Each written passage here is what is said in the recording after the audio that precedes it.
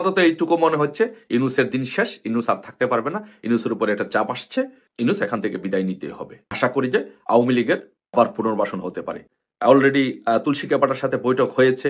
তো সবকিছু মিলিয়ে মনে হচ্ছে যে ইউনূসের দিন মোটামুটি শেষ পর্যায়ে চলে এসেছে বাংলাদেশে। ইউনূসের চ্যাপ্টার ক্লোজ হতে যাচ্ছে। কারণ ইন্ডিয়ার জন্য বাংলাদেশের রাজনীতি যে এরকম পরিমাণে একটা হুমকি স্বরূপ হয়ে গেছিল, উগ্রবাদী মৌলবাদীদেরকে ইউনূস পেট্রোনাইজ করে যেভাবে ইন্ডিয়ার সাথে একটি যুদ্ধ ভাব তৈরি করেছিল, এই জায়গা থেকে আশা করি যে একটি অবসান হচ্ছে, ইউনূসের যুগের অবসান হচ্ছে আশা করা যাচ্ছে আপাতত। ইউএসএইড এর 2 জন কর্মকর্তাকে কিন্তু বরখাস্ত করা হয়েছে। এটি একজন মার্কিন একদম সেলিব্রিটি মার্ক বেঞ্চ এটি একদম তথ্য উপত্য সহ উপস্থাপন করেছেন। ইউএসএইড বাংলাদেশে ফান্ডিং করেছে এই সরকার, আওয়ামী লীগ সরকারকে, শেখ হাসিনা সরকারকে উৎখাত করার জন্য।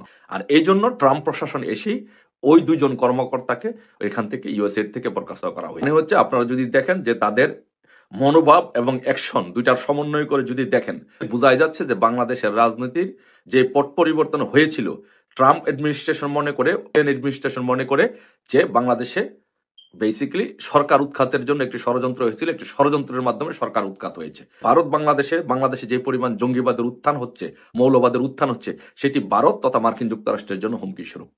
এবং সেই প্রেক্ষাপটে আশা করা যাচ্ছে যে যেহেতু বাংলাদেশের সাথে ইন্ডিয়ার মৌলবাদী ইউনূসের একটা সাংঘর্ষিক একটা মনোভাব তৈরি হয়েছে, ঢাকা থেকে একটু উত্তরণ ঘটে আশা করি যে আওয়ামী লীগের আবার পুনর্বাসন হতে পারে।